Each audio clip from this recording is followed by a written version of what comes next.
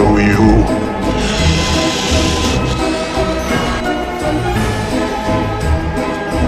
Okay. Show me.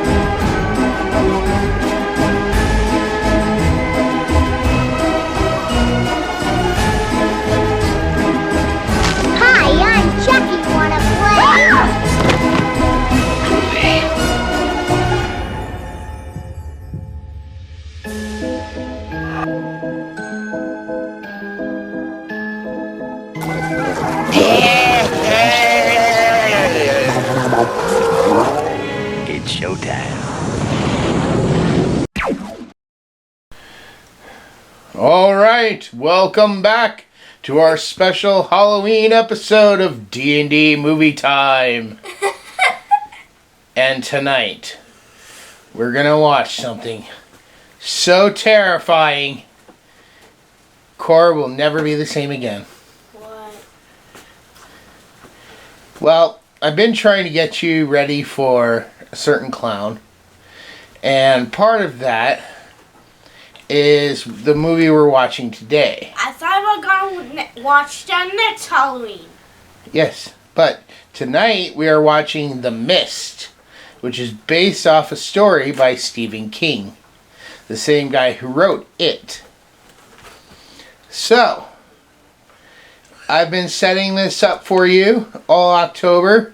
Besides the reviews we've been doing, folks, she has also started watching The Walking Dead.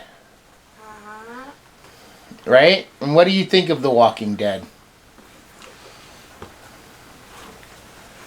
Just what are your thoughts? Is it as focused on the zombies as you thought it was? No, just since I found out that apparently zombies were never a thing, vampires were never a thing, monsters were never a thing. So they call them walkers. But anyways... Oh, witches were never a thing. Any spooky Halloween was never a thing. But anyways... horror movies or horror TV shows they have anything much copy of. Okay. Anyways, moving on. So yes, tonight we were watching The Mist for Halloween. And... there's a reason why I had you watching The Walking Dead all this time. Because it has zombies, perhaps? A zombie clown? No. No. And There's other clown? reasons. But anyways, we're going to go ahead, jump into this movie, and see what Cora thinks of The Mist. See you guys after the movie. Bye!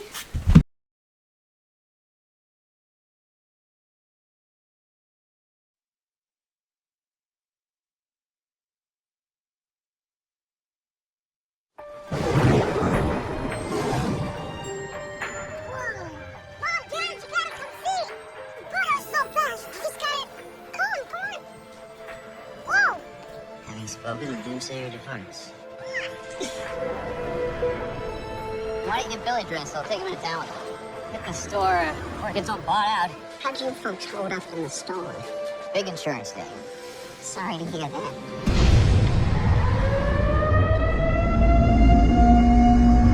What's going on? It's dead.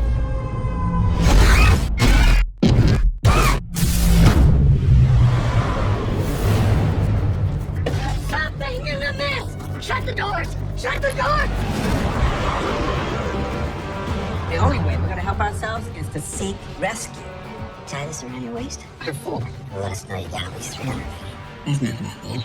Nothing in the mist. What if you're wrong? Then I guess the job would be on me.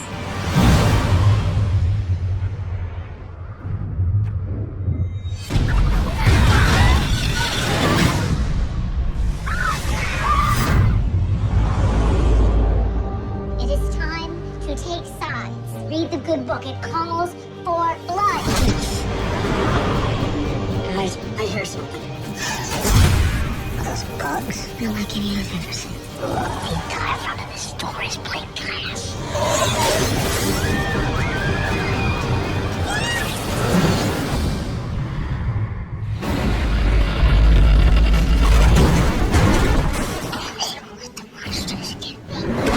What are you guys messing with up there? I thought there were other dimensions. They wanted to try and make a window. Maybe your window turned out to be a door. Who she's gonna sacrifice to make it all better? We want the bull. That's right.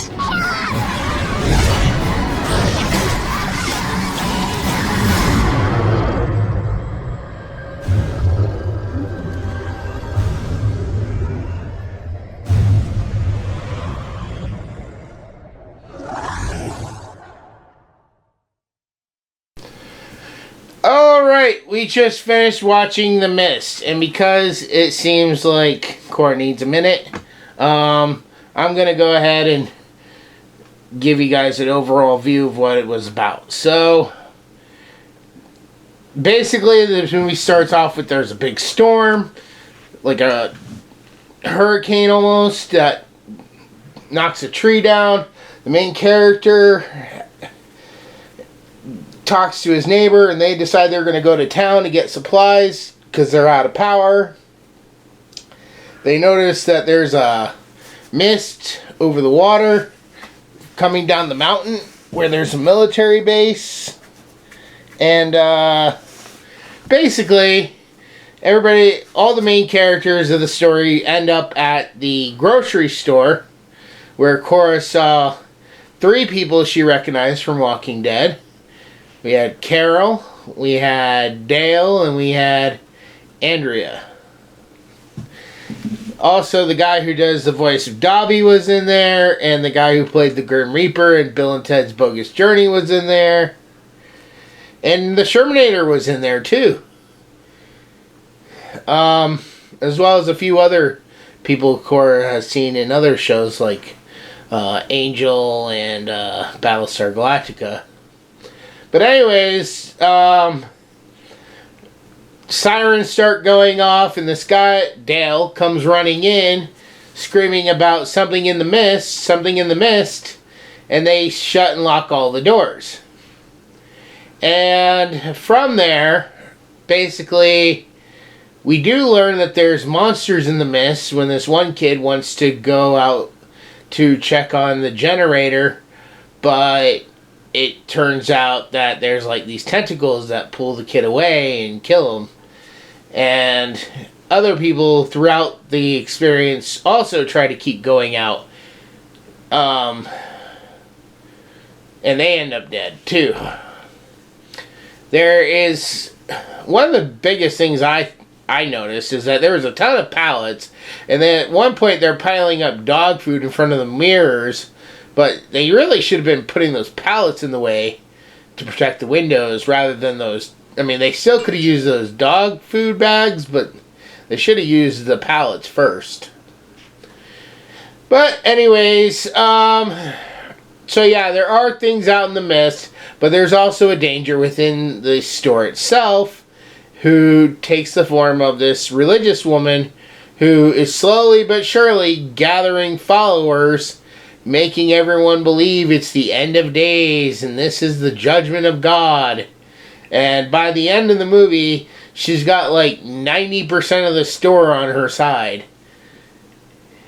But by that point, finally, the main characters that are left alive, they decide they aren't going to take this anymore, and they're going to get out of town before this woman and her religious nuts bad cult can come after them, because they're basically starting to sacrifice people, and that's kind of like when they had enough and they're like, okay, we're leaving. So they decide they're going to take their chances out in the mist, and they go out like a group of 8, but only 5 of them are able to make it to a car and drive away.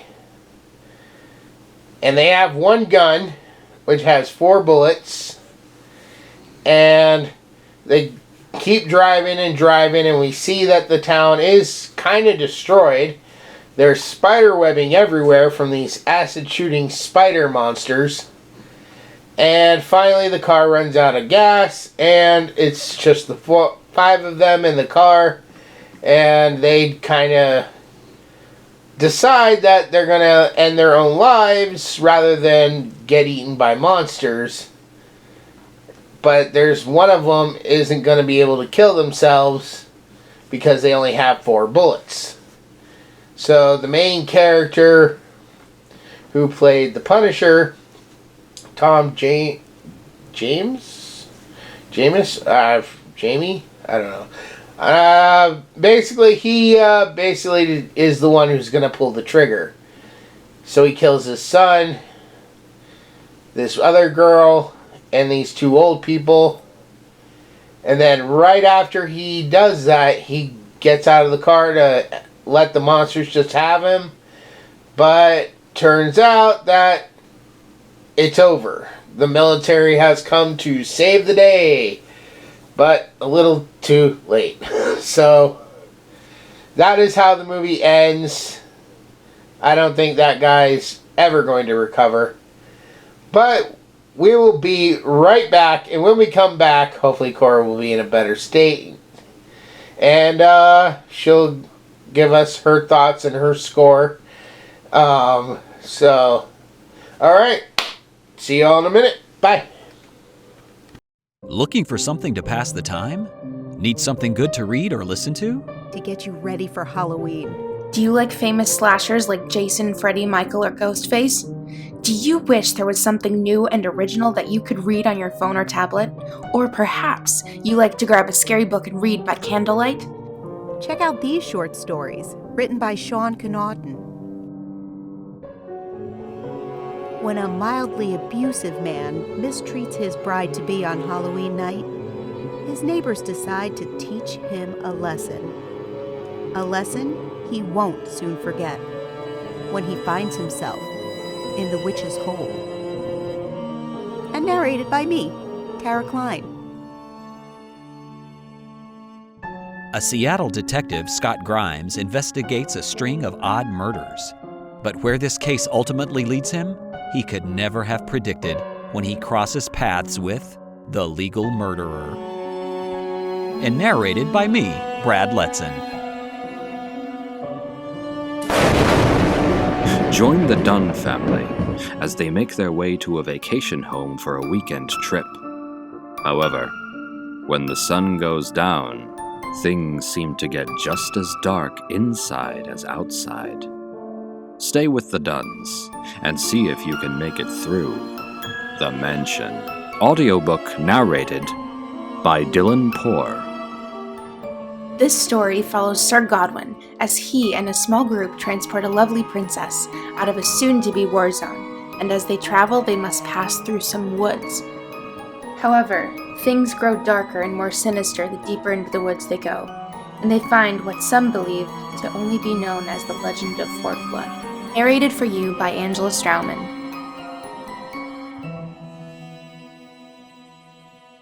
So, turn out the lights, light a candle, grab your phone or tablet, and download your ebook or audiobook now. Currently available all year round on Audible, Amazon, and iTunes. So don't miss out, and grab your copy today.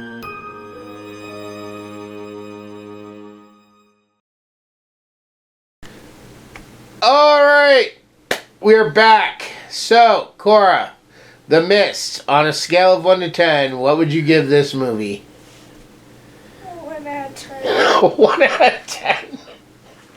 Why a 1 out of 10? I really didn't like it that much. What didn't you like? The end. Oh, so you were fine with the movie until the end? The end really killed this for you. Who was your favorite character before the end? Kid. The kid? The kid had hardly any role in the story. He was hardly in the story at all. Most of the time he's in the background. He didn't do anything. Except cry and suck his thumb. That's what he did. He cried, he sucked his thumb, and he basically laid down most of the movie. Being held back by other characters. I thought you were going to say like the main guy or the crazy church lady. Or was she your least favorite character? Least. Was this scary at all? Yes. Yeah? It wasn't just... Was it sad? Was it more sad than scary or more scary than sad? Both. It was both? Did you have a favorite scene?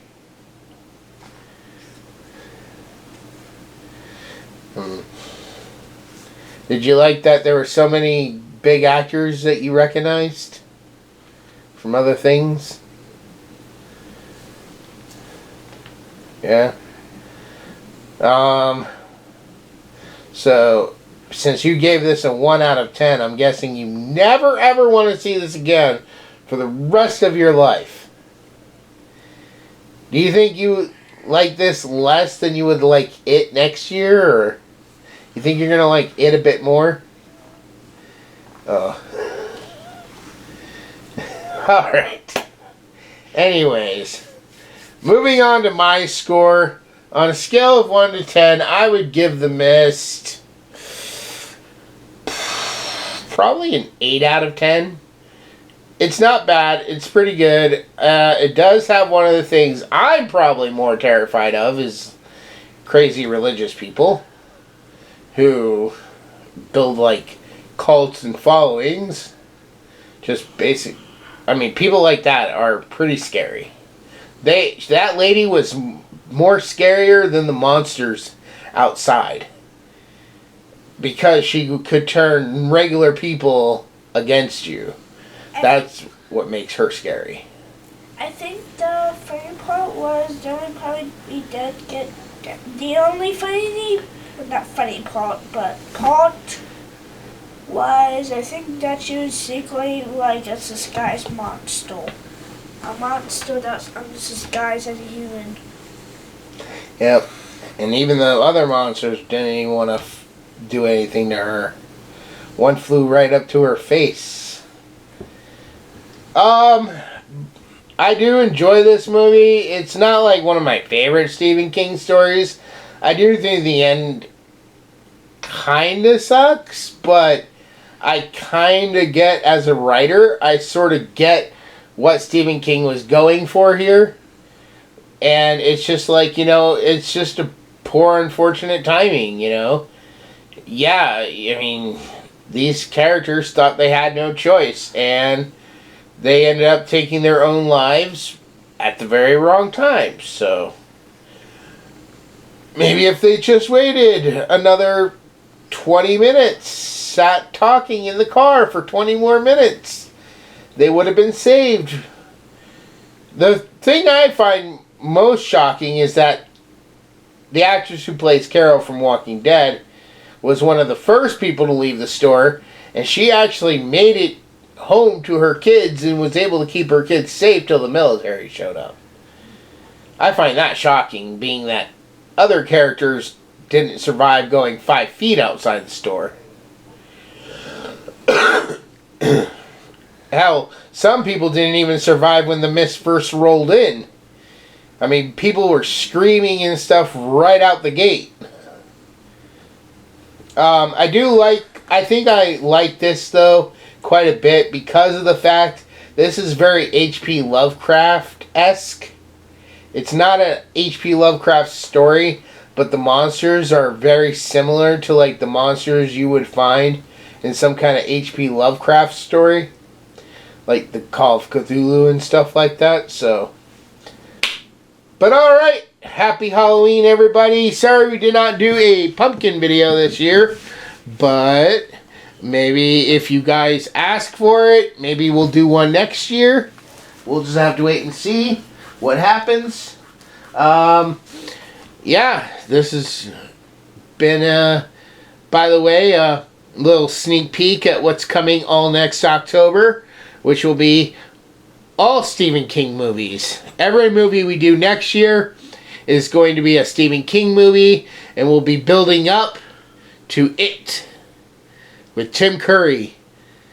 And then see how Cora deals with It with Tim Curry. And then maybe the year after that, she'll finally watch the other version of It. And maybe we'll do a double feature on that Halloween. So we got plenty of Stephen King stories left. So I know we'll probably be watching like Cat's Eye, Sleepwalkers to start with. We'll probably be on the same schedule next October. One coming out Monday, one coming out Friday. But like I said, every movie that month will be a Stephen King movie. So, alright, with that said, we're going to go ahead and wrap this up. And we will see you all in the next review.